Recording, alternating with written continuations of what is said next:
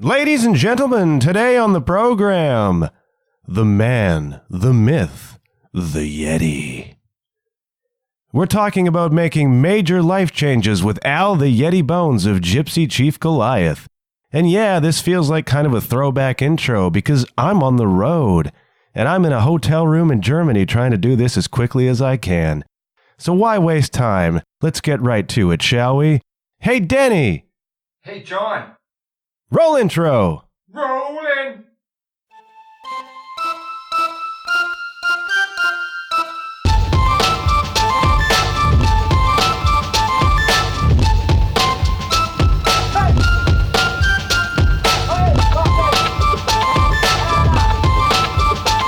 Hello!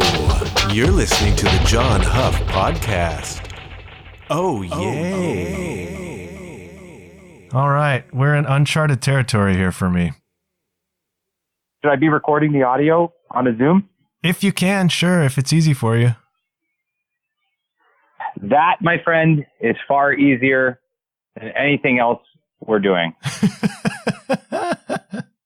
I'm so sorry. No, it's okay, man.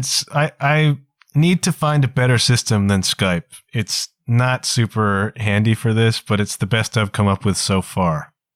Oh, yeah. I used to do a podcast with a guy from England, and we used to do it on Skype, and we had that dual split screen thing going, and it was awesome. It worked perfect, but, it was also pre-kids, and, I could do it at any time, and it didn't matter. Yeah. Anywhere, Yeah, but, okay, this works. I think we get some audio out of this, so I think we're okay. Awesome.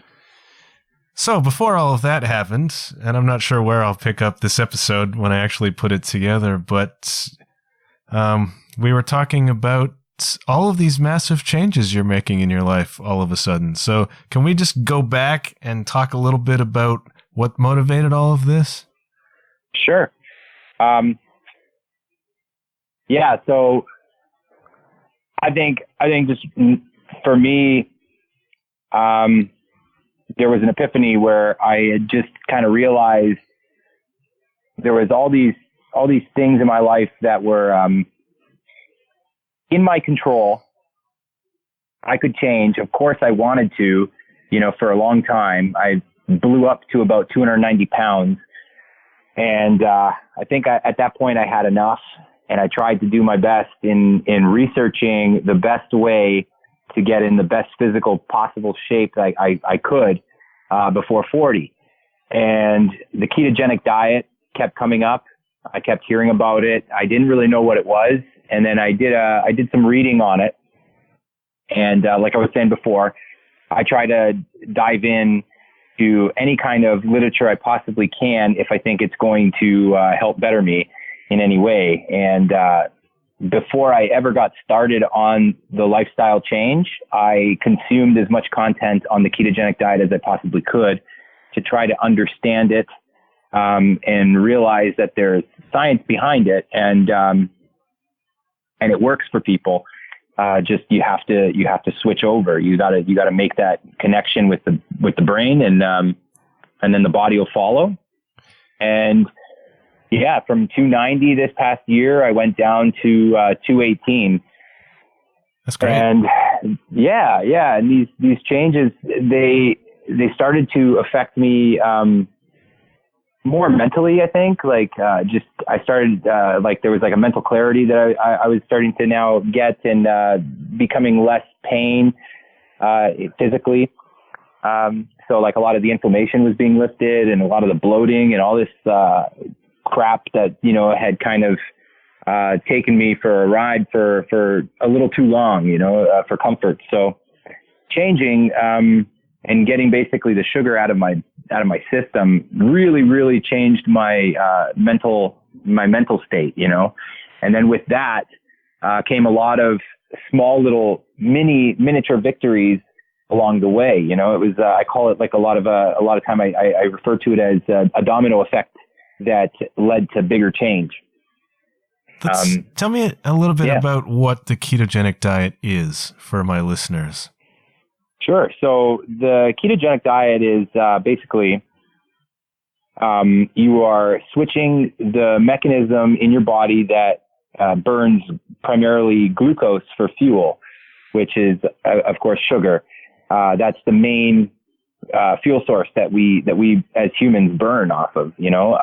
That's our energy source.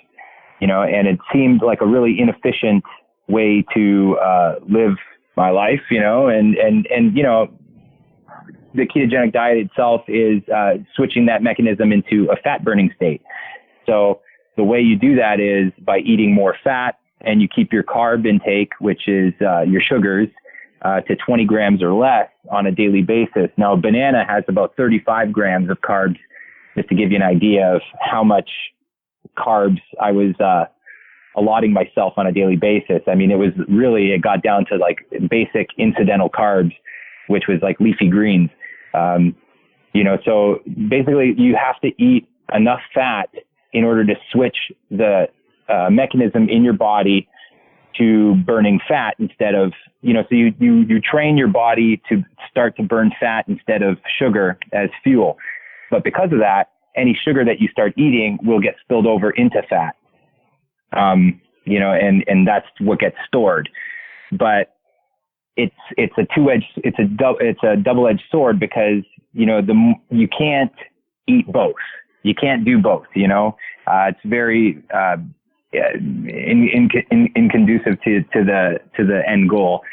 You just keep switching that mechanism that burns sugar back on the more sugar you start eating or the more carbs you actually have, and then you just shut off the fat. So eventually you just start spilling into, overspillage and fat, right?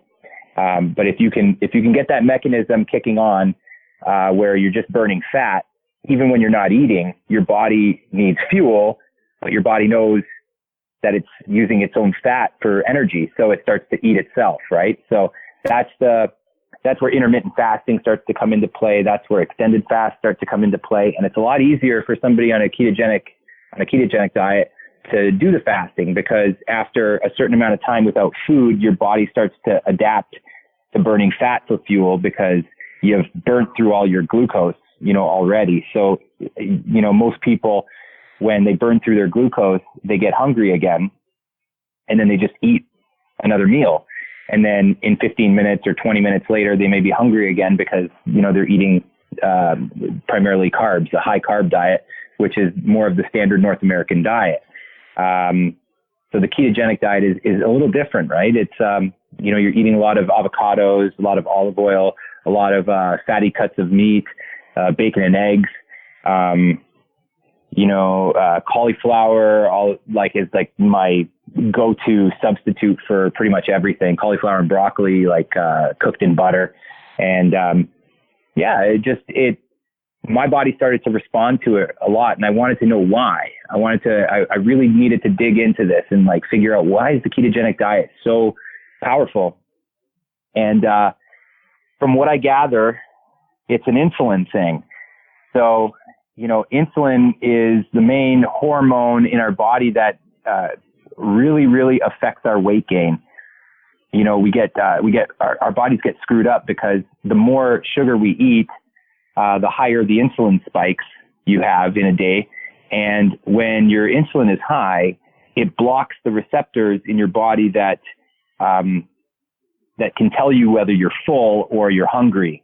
So it's your leptin and your ghrelin hormones there that, kind of tell you when to stop eating. So if you have like a solid take on that, and you can understand that, I just finished eating and, I'm full and I don't need to eat for another 6 hours or 5 hours or whatever it is, safe to say that, your insulin is pretty good. You've probably got a good insulin response to these foods. But if you're eating and you keep eating and you keep binging and you use food as a way to deal with emotional behaviors and things like that, you can really go down a dark road with it, and then weight gain starts piling on. You start getting really lazy. You start getting lethargic, and then it's just a slippery slope from there, So when I started on the keto diet, or the lifestyle change, whatever you want to call it, for me, that became like a way of life. It was like, okay, I told myself, all right, no more pop, no more this, no more that, no more sugar, no more wheat, no more that, any of it, because it all, whether it's whole wheat or white wheat, it all gets absorbed into the body as sugar. Now there's, debates out there about like there's good sugars, there's bad sugars and all this stuff. And while I'm, I tend to disagree. It's not my choice. It's science. I understand that there is, whole wheat is a like a lengthier stretch of energy compared to, like straight sugar, but they both do turn into sugar at the end of the day. That's what the body processes it as. And so for me, it was just like, I had to stop eating all of that stuff. And once I did, the weight started to drop immediately. And you enter this little phase called ketosis, which is a fat adapted state. That just means basically you're building these molecules in your body called beta hydroxybutyrate that actually aids and supports in the fat loss.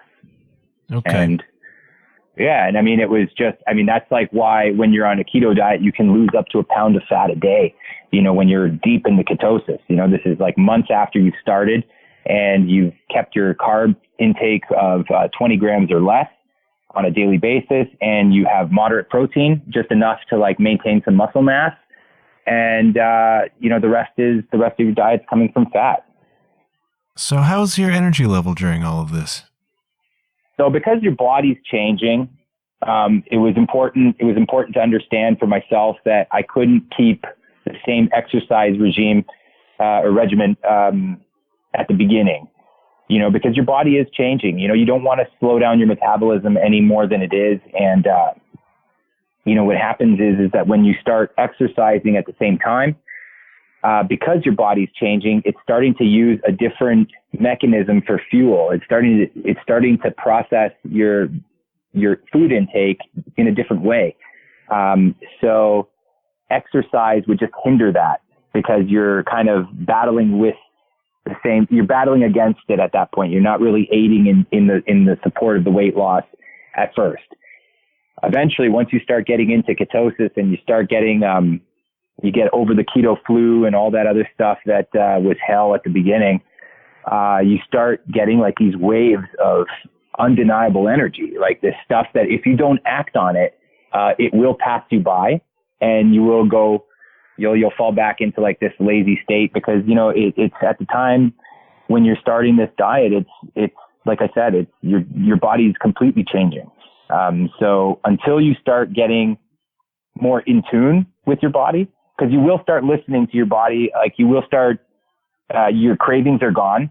I no longer crave like chips and things like that and sweets and whatnot.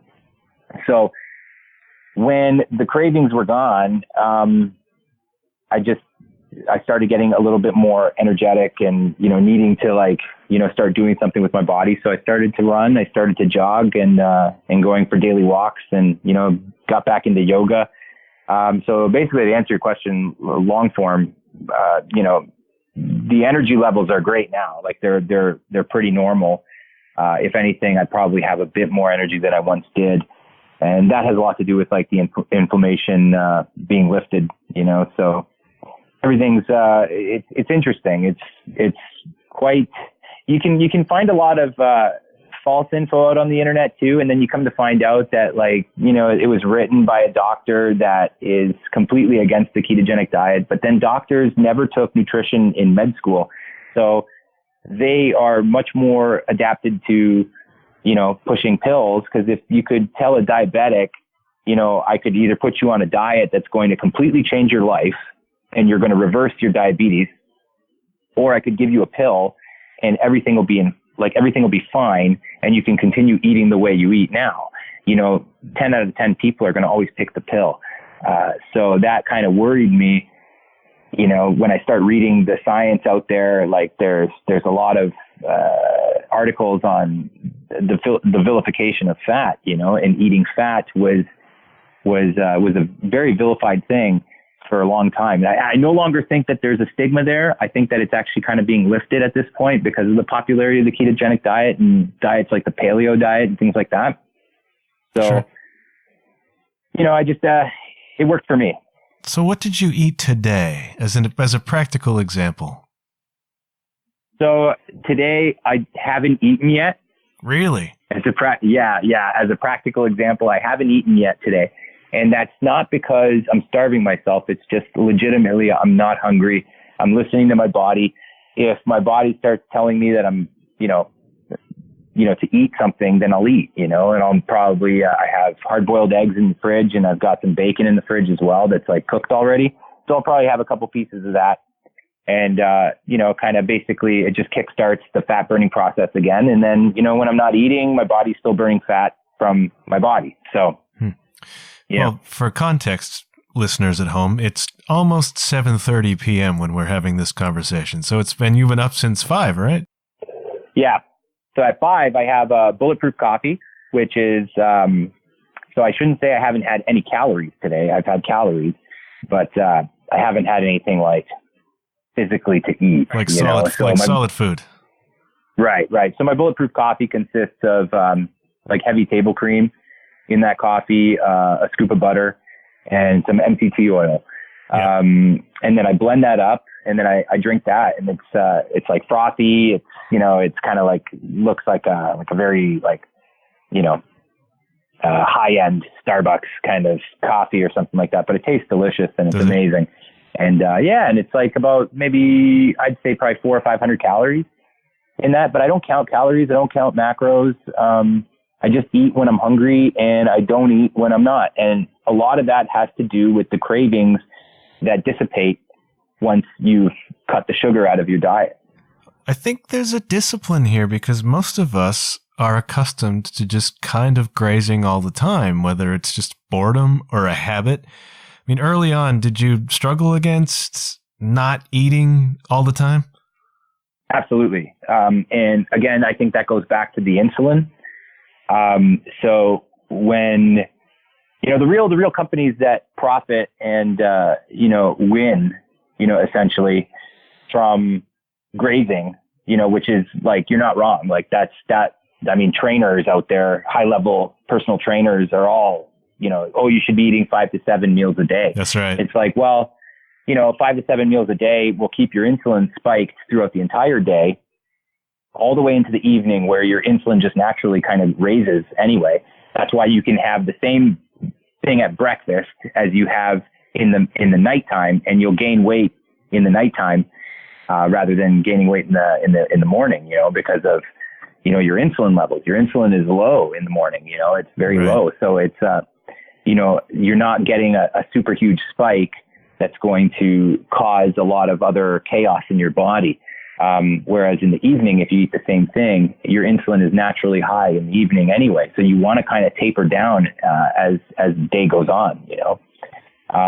For me, the 5 to 7 meals a day didn't work. I was very insulin resistant, which means it's the opposite to insulin sensitivity, which is, you got those really thin people who can eat sugar like it's going out of style and not gain a single pound.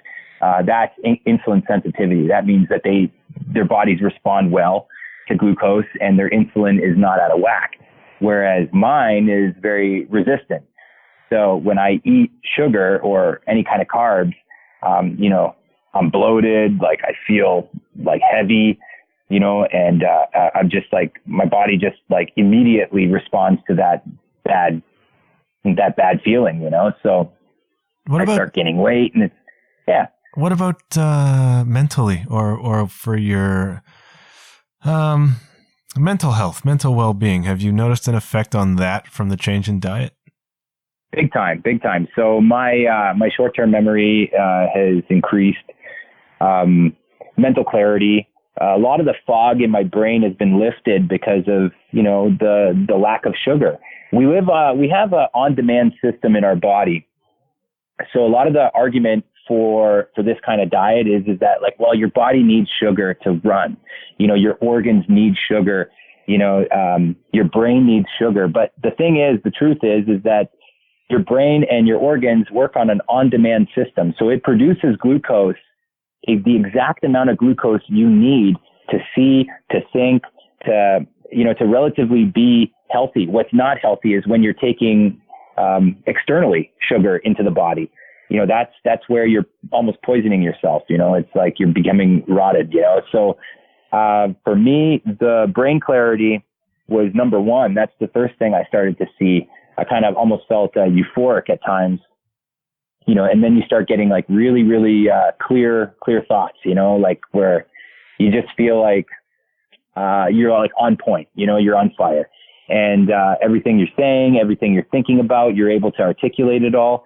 And the weight loss became a byproduct. It was just a secondary byproduct for me. It was all of a sudden I went on the scale and I was like, wow, this is really working. Like I'm 27 pounds down, or like, a couple weeks later, I'm 35 pounds down. But naturally I felt that my decision making and the rules I was making for myself to live by was, that discipline you were talking about. That, to me, I could never have had that kind of discipline if I hadn't have taken sugar out of the equation. Well, it's interesting because fundamentally what you've done, if I'm getting the story correctly, is that you reached a point of your life where you probably felt a little bit out of control, right? Correct. And one of the few things you actually can control is your diet and your exercise, So I say to people all the time, if they're feeling kind of lost or they're feeling like they haven't got control of things, start taking control of those things that you can control, And then what happens, as you've probably found out, is that this really cool momentum begins to happen when you have control of something. Absolutely.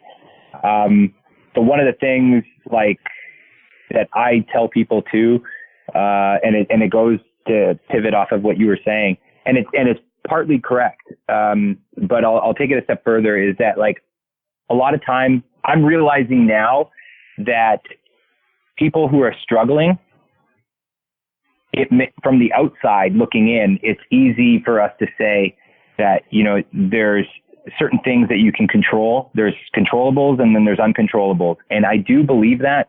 But at the same time, I think that treating weight loss is kind of like it's you're treating a symptom of something else. You know what I mean? Sure. So it's like people who aren't physically capable of working out at the moment, or they're not mentally there yet, it's not their fault. It's not just a matter of like, forcing yourself to go out and walk. It goes back to that insulin thing, that insulin response. Their insulin, if you have like a massive tire around your stomach, it's safe to say that your insulin is extremely high, and you need to lower that first before you can ever step foot on a treadmill and start walking and thinking that like today's the day I change. Because what happens is that your insulin level is so high that even though you're on a treadmill and you start walking, you think that you're making the right decision, but then an hour later you're starving and you start to eat again. And then you keep eating, you know what I mean? And you fall back into the whole same system that you've always had. Nothing's changing. And it's almost like you're forcing yourself to do something that you're not capable of doing just yet, because you're not exactly diagnosing the problem, that the overall problem, the concept that insulin needs to be lowered first in order for you to make those decisions healthily. Yeah, I see what you mean. So where does alcohol fit into all of this? Yeah. So I had to like, IPAs are like my favorite. Yeah. I was huge into like IPA beers, and even maybe a year before I got on this thing, we licensed out a beer recipe to Craft Heads Brewery here in Windsor, Ontario, that made Gypsy Chief Goliath, my band's beer. It was a black IPA. Yeah. It was called Black Samurai IPA. And the thing was goddamn delicious, right? And every time we had like a beer release, like a beer launch for that beer, it would sell out, and then we'd do another batch, and then we'd sell that out, and then we finally started to sell it to bars in the city. and they were picking up on it too. And so like whenever I'd get there for a show or something, they'd have like a couple bottles waiting for us and stuff. And I'm just like, oh my God, like I got to give these away. Like I can't drink these myself anymore, you know? But, in terms of alcohol, anything that's carb low, like, low carb, like Michelob Ultra or like any of these kind of like low carb beers are okay. Having too many in one sitting will throw you out of ketosis. It will knock you out because of that carb count. Yeah. You know, if you keep piling on the beers and you get past that 20 gram a day allotment, it will knock you out of ketosis. But because, you know, you're fat adapted and your body is able to turn that switch on again relatively easily, you can get back in a day, you know, where, you know, you can get back into it, which is usually something that I try to do. So, the other thing was vodka club soda. Like, yeah, that was religiously, that's what I was drinking. If I could have a bunch of those and I still felt like I was in, you know? Okay. So when previous to all this, Gypsy Chief Goliath is a party. Did you drink a lot when you were performing? Yeah, I would say so. I say like I've had bouts where, you know, I drank more than the rest of the guys, and then I'd have areas, you know, times where, you know, I wasn't like, I had it under control. You know, there was a time like where, you know, it was a little more out of control for me. But for the most part, you know, I've always had booze in check. So okay, it wasn't too hard for me to kind of just say, you know, this is the new way. This is what I have to do in order to get my life back. Right. And, you know, yeah, become something else, you know, something more than I you know, something that I envisioned for myself was not the life that I was living, you know? Yeah. So at some point I had to say, you know, okay, for everybody in my life that I want to make happy, equally, they're making me happy. But in order for me to be the best version of myself to them, I know, you know where this is going. I had to be happy too. You know, I had to make myself happy. So there's a certain level of insecurities that I had, and you know, still have. But at the very least, it was this whole change in my mentality became the real catalyst for change. I mean, everything else started to follow suit. So tell me about some of the other stuff that's been going on for the past year. So if you can. Yeah. I'm gonna just kind of jump back. So Sure. I had worked as a financial advisor a couple of years ago, and was being groomed for management when stuff happened. Things fell out with the management thing, and the whole financial center is now being kind of like tossed up and, you know, amalgamated with another office, and some things are happening now. But going back a couple of years, I had actually resigned, and I had went into more of like the trades, you know, got back into something less commission, more salary based. Okay. And then from there, I had been offered an opportunity after I had started to change and my mentality started to change. I became a lot more positive.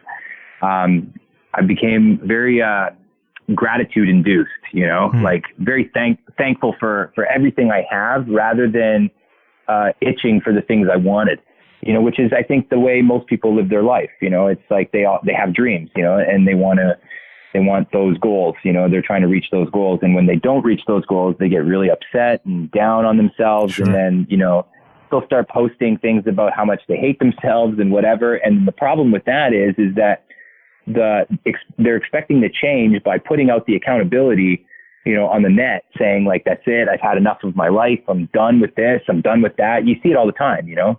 Mm-hmm. But what happens is that shit only, it attracts other people who relate to you. So then it becomes a big pity party and nothing's changing. It's just a bunch of people who are throwing back that negativity right back at you, saying, yeah, man, I totally know what you feel. Like I'm the same way. But if you were to just say like, let's see, for an example, you can twist it from a negative into a positive, so you say like, I hate my life, or I hate where things are going. I haven't been happy for a long time, but thank God I'm not fucking dead. Thank God I haven't had thank God I haven't had a heart attack yet. I've blown up to this, this weight, and, nothing's going good, but like, I'll tell you what, I've got a beautiful family, and everybody like in my family and my circle loves me. And if you just say that much, you're going to maybe attract somebody in that sea of negativity. You'll attract somebody that says, you know what, man, I really like your story. I'm a high-end performer on like fitness trainer and whatever. It's like, I'd like you to come to my facility, and I think we can change you. I think we can help change you. Have you change your mentality? Have you had that sort of connection happen? So kind of like with the career wise, like I haven't had like, haven't had much success in terms of, I've always, thought to myself, I could work in any metropolis city, under the music banner, in the industry and all that stuff, because I have a lot of relevant music industry experience. Yeah. But my wife being a teacher and like, coming back to Windsor, all this, this kind of life was what I had to work with, so I had to make the best of it. And, becoming a financial advisor, someone that has the flexibility lifestyle, far easier for me to deal with. When I had enough of that, I went into the trades and was working a very high stressful job, like high stress. I can't stress that enough, how bad it was. Great place, great people, but the stress of the work was getting to me, and it was making me miserable. But once I started making this change in my life, my mentality started to change. I became a lot more positive, about everything. And I don't know how to attribute that to like anything in the ketogenic diet, but I do know that the mindset changed. And once I did, somebody from my past had approached me and said, "Hey, listen, like I just went incorporated, with this company, and I'm looking for a group benefits specialist. I remember when you were at Sun Life, you were like the fucking man, like relationship builder, all this stuff. Like you were absolutely well liked by everybody. And, I have a position that's basically carved out for you if you want it." Wow. And, and it was salary, and it's all this, and it's basically the perfect role for somebody like me. So I didn't think twice. I took it, and I've been running with it ever since. So that kind of connection for me, like I had to make that connection, like that was something that was like the gods of rock and roll kind of telling me, this is the path. Like you're doing it, you're doing the right thing right now. Interesting that it's the gods of rock and roll who suggested that you sort of go straight. Yeah. It's actually quite ironic. A little bit, but I find this really compelling because especially the gratitude piece has been on my mind a lot lately. I've been writing about this on my blog. I write a blog that seems to be geared towards personal development, mostly because I have so many questions about personal development.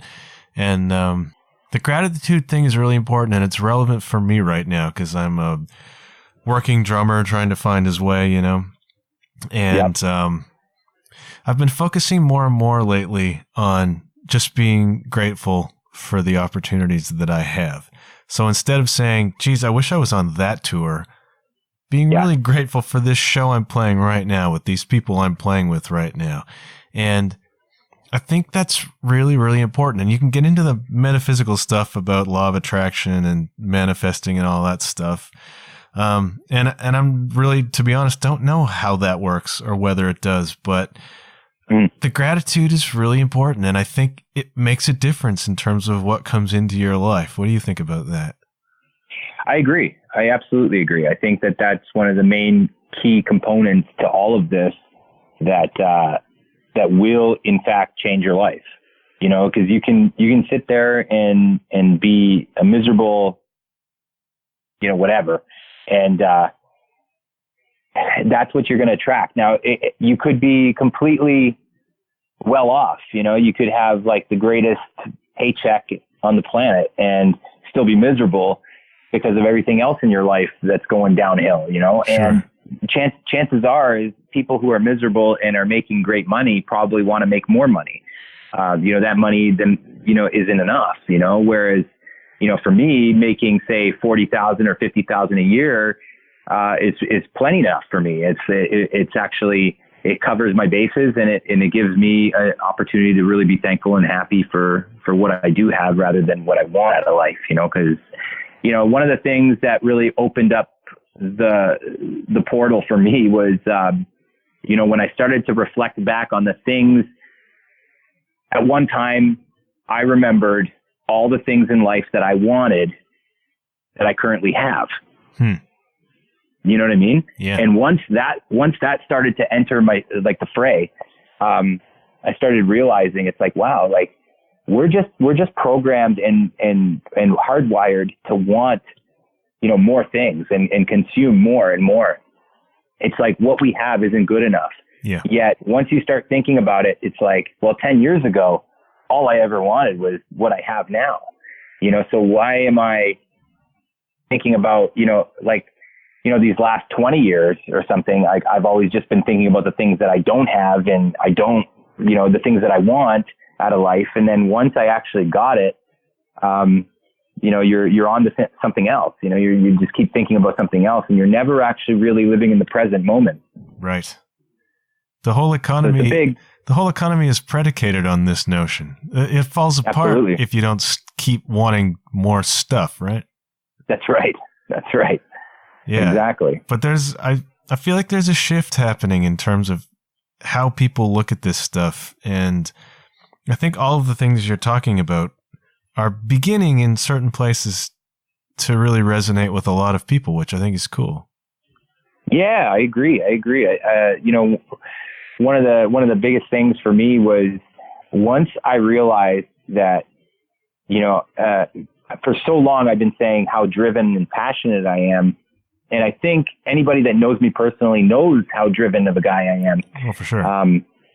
But one of the things is that, you know, for people who have drive and, you know, you have dreams or goals or whatever, they're just dreams until you execute them. Right. You know, so at some point you have to buckle down and you have to execute. Now, whether that's like what prohibits you from executing your goals, you know, that's up in the air, I guess. Maybe that's for debate, but I do still think that it circles back to the insulin thing. You know, if you have high insulin, you can't think properly. You know, so it's like you're thinking primitively. You're not thinking like with the prefrontal cortex, you know, like the logical decision making that we're born with. You know, also one of the things is that you know, it was interesting to me when I was trying to piece together the whole ketogenic thing. I realized, you know, somebody had said to me like, oh, you know, I don't know if it's healthy for you because, you know, that's not really our natural state of eating. And I'm like, actually, I think you might be wrong there, because when we're first born, you know, what's the first thing that we're fed? You know, it's colostrum, you know, from the mother's breast, you know, which is not formulated lactate yet. It's not milk, you know, it's not sugar until later, you know, that comes in. It's pure fat. Colostrum is pure fat, you know, that's coming from the breast. So that's the first thing that we're eating. So, I mean, it's safe to say that, you know, we're from the womb, like we're born into that ketosis, you know, so, and then we switch over, you know, whereas like our ancestors never did, you know, like we were constantly, you know, our caveman ancestors were eating meat. The hunters were eating a lot of fat because the fat was a much more longer, prolonged, like energy source. So they could go out there, and then during the winter they would fast.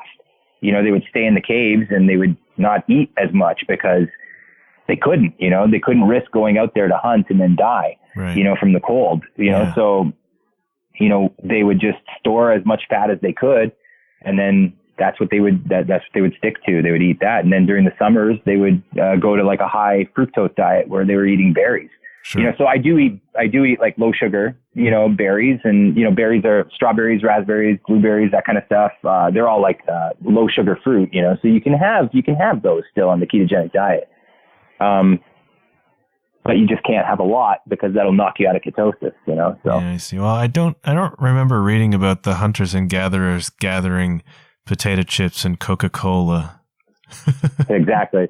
I mean, this is even before agriculture, right? So yes. Agriculture was just a way that we could make cheap food and sell it, you know? Oh yeah. I think Kellogg's and General Mills are probably the ones who are most profiting and benefiting from trying to get eggs and bacon off the shelves, you know? Sure. Well, it makes room for cereal. Yeah, exactly. And like one of the things too is, you know, when people say like, you don't eat anything for breakfast, but that's the most important meal of the day. It's like, well, you know, if you break fast, I agree. That's the most important meal of the day. You know, the meal that you eat after you've had your fast, you know, that is the most important meal of the day. Now, whether you have that at 7 o'clock in the morning and it's cereal, that's debatable. So like high refined carbs kind of thing is just going to spike your insulin probably.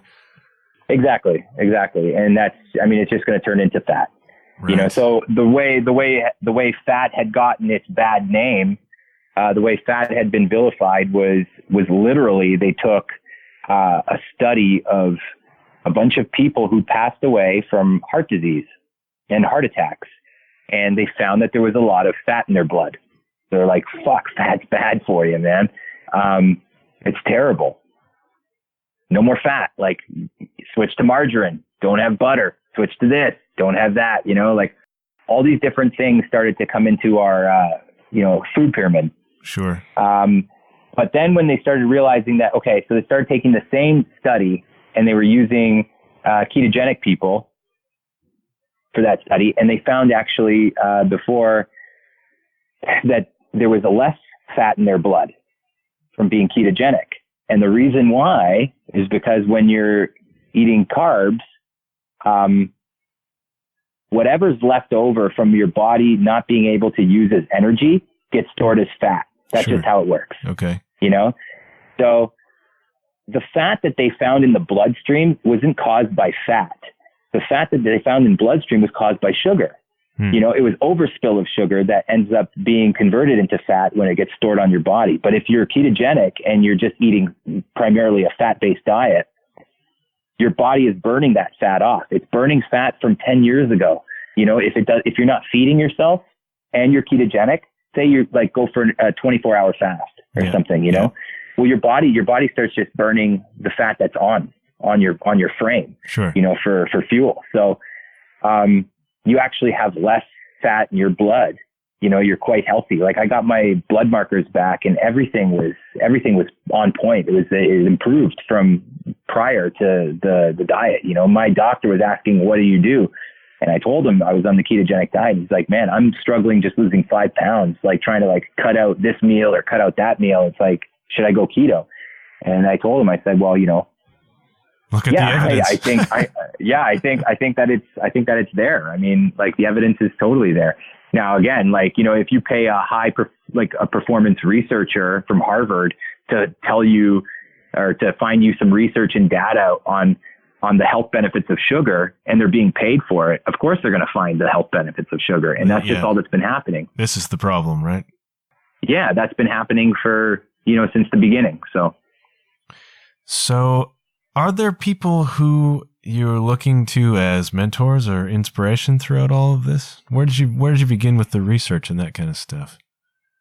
I stumbled across a website, podcast, blog called Two Keto Dudes. Okay.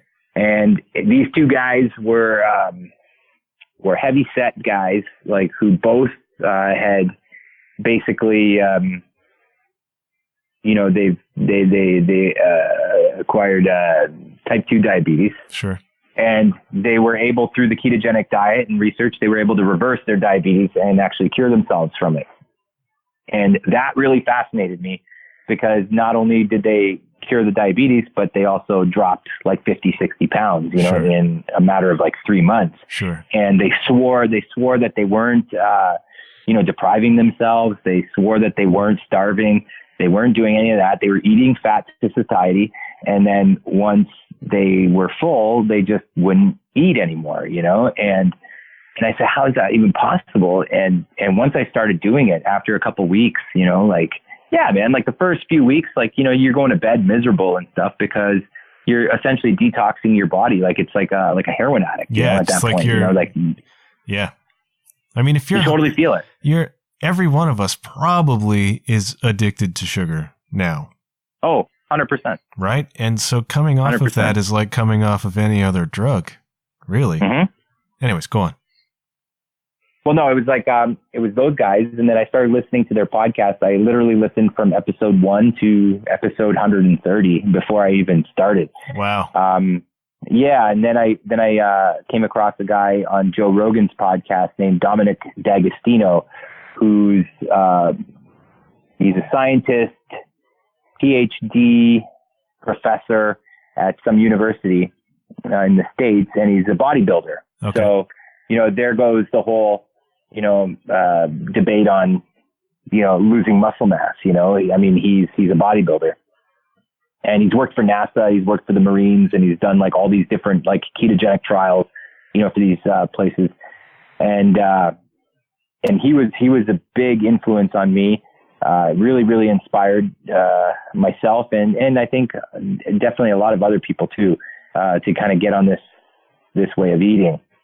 Who else?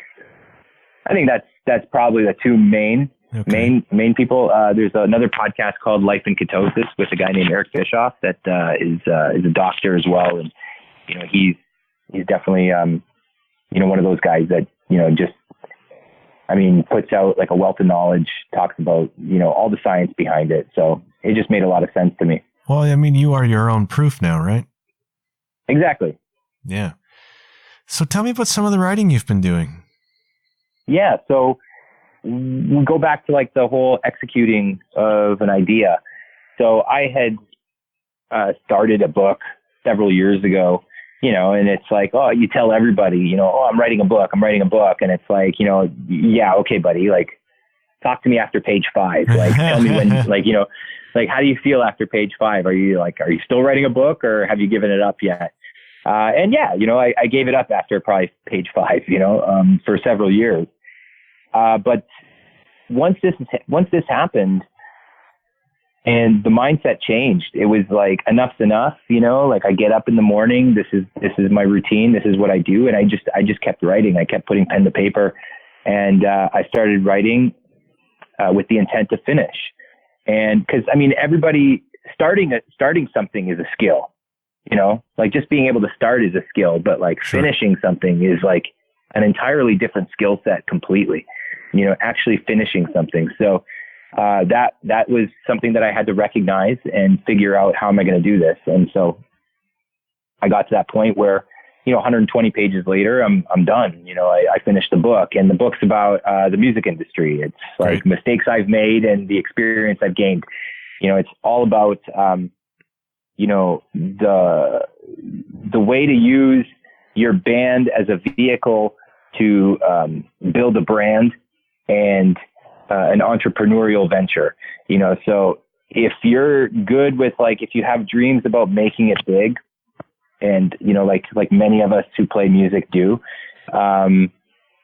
you're putting all your eggs in one basket, expecting that somebody someday somehow is going to hear your music and is going to just love it, you know. Whereas if you kind of just put the band in your own hands, you know, and steer the wheel yourself, you build enough of a groundswell that you can get the attention of a lot more people on an organic level, where eventually, if it's meant to be, then you're probably doing all the things correctly, you know, to get there.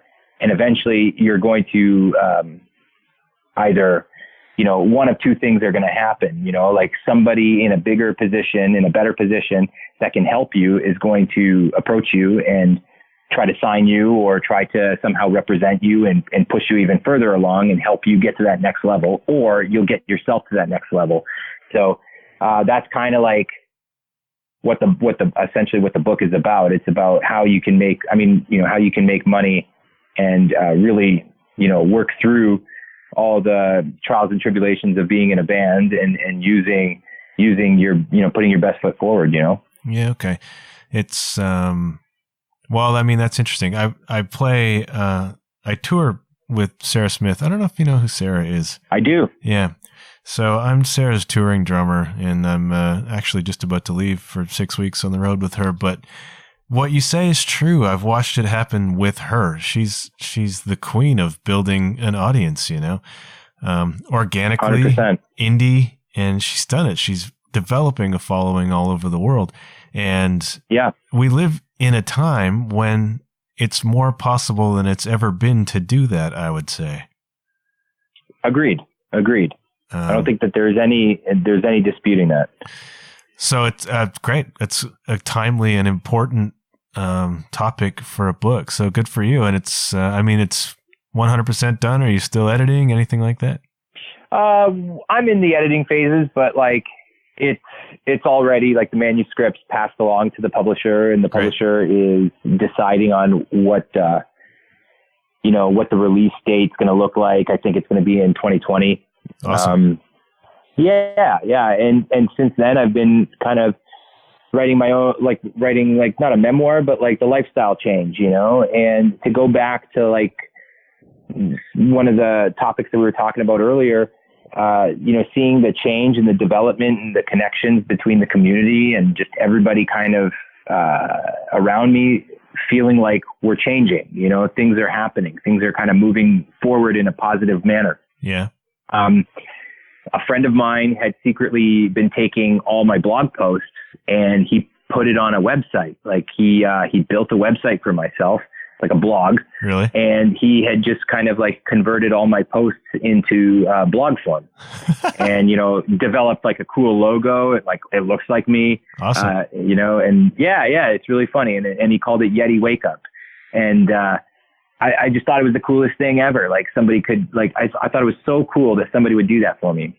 And, and I'm going to use it, I'm going to be using that as like more of like my platform, I guess. And, perhaps start doing like more of a podcast even. I don't know, there's something happening. I just can't put my finger on it yet. Could you have seen this a year ago? Yeah, I could. You think? Yeah. Yeah. I just didn't know how I was going to get there. Right. It was like one of those things where like, you're armchair quarterbacking the whole thing. You know what I mean? Like you're just sitting on your butt, kind of, envisioning how it would look, how things would look, and sure. how awesome it could be if, you just got in the right headspace. But, I'd be lying if I said no, I could definitely see it. Like, cause there was so many things, I was like so, prevalently passionate about, that it was like, that wasn't going to change. It just, I think that what happened was I started getting like deeply into a funk because there was so much that I wanted to do, but I didn't know where to start. I didn't know how to start. And even when I thought that I knew how to start, it was incredibly difficult to finish. And I think the keys that get unlocked, or the doors that get unlocked, is in the finishing. It's not the starting. Like you can start 1,000 times over again, and you're just going to always start at square one unless you actually try to complete something, So any little task on a daily basis, if you can set it out to complete and you do that enough times, with the repetition, yeah. You start to feel a little more accomplished. You start to feel a little more positive. You start to feel a little more secure about, your goals, and you start seeing the road again. You start seeing like the distance of the road again, not so much the forest, right? And this is the lifestyle thing that you talked about. Absolutely. It all comes full circle. So where's it taking you? Where's the road going from here?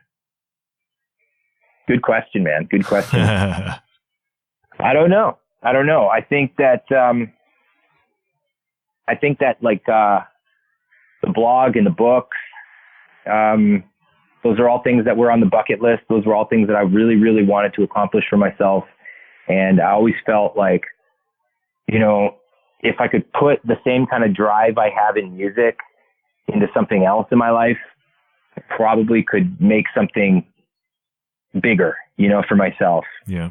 And it's not that that's what I want anymore. I think like I'm pretty satisfied with how things turned out. I'm pretty happy with the way things are. So I'm just kind of living in the present moment, not really thinking too far in advance. And I'm certainly not thinking about yesterday. That's good. In terms of like what's next, I think that realistically we'll probably do another album soon. Great. Once these books get published, I'm probably going to go do like a book launch and, try and push that, grow the blog, that's something else as Sure. well. And just continue to storytell. I think people are fed up with sales, and I think people are fed up with, chest pounding and peacocking for the sake of, being narcissistic and whatnot. But, personally, I think that, people relate to stories, people relate to the storytelling and the journey. So as long as I keep doing that, I think there's an organic growth that's going to happen. But personally, I couldn't tell you where it's all leading. Okay. That's all right. I mean, that's a faith thing. Faith is on my mind these days too, Interesting. And in your case, I think what I like is that you've made the fundamental change, and I think clearing your body of toxicity and your mind of toxicity probably clears the way for a lot of things that maybe you can't even see coming, right? That's true too. True too. Hard to argue because you just don't know, right? Yeah, and it's faith is an important thing for me right now. It's something that's kind of what I'm not exactly struggling with, but working through is this belief that things will unfold. You know what I mean? I tend to attach to things, and it's hard for me to let them go. But I'm finding that it's a really crucial thing to be able to do. Right. That's incredibly fascinating. Watching your story, as I have been, and following your posts and stuff, I just think it's super cool that you made the decision to do this, and that it's really cool the way things have unfolded already. Like all of the things that have changed for you, like compare your life today to 2 years ago, and it seems as though it's utterly different. Is that true? That's fair to say. Yeah. Yeah, absolutely. That's really great. And if you can do that, everybody can do that. I agree. What you've done it's not rocket science. It's a decision and then a series of steps to support it, That's right. I love that. That's exactly what it is. I love that. And that's partly what this show is about, is showing people real world examples of people who have done this, have done like I have people on here who do all sorts of different things. The point is that they do them. And if they can do them, you can do it, whatever it is you want to do too. And I really feel like physical health is a precursor to health in all sorts of other areas of your life. I couldn't agree more. That's good. I'm glad. Yeah. All right, man. We went to some cool places. That was a lot of fun. I'm going to let you go because you got kids to look after and all that stuff. Well, thank you. They're asleep. It's all good. Oh, okay. Yeah, fair enough. But yeah. I'll be looking for, 5:00 in the morning. I'll be somewhere over the Atlantic Ocean, but I'll watch. Man, good luck. I'll watch for your Facebook post when I arrive, wherever I arrive. I look forward to it, brother. Good luck, eh? Thanks, man, and good luck to you. Tell Sarah I said hello. I will do that, absolutely, and congrats on all this stuff, and we'll be watching to see where it goes from here. Cheers, brother. Thanks for having me. All right, my pleasure. Thanks for being on. Thanks, man. All right, talk to you soon. Bye-bye. See ya.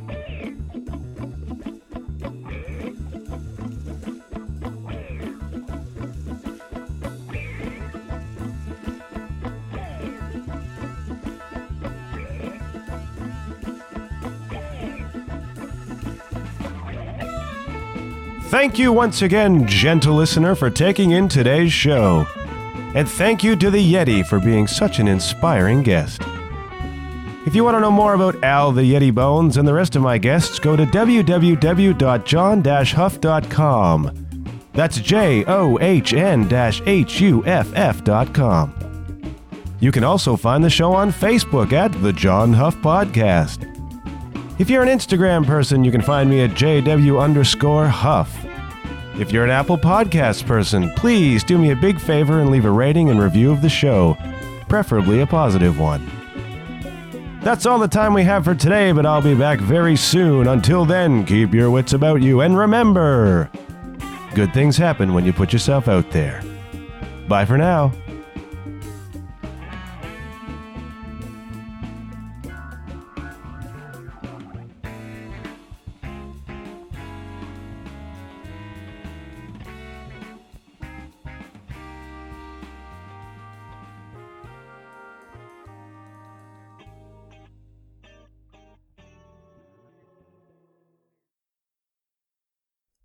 Haben Sie einen guten Tag?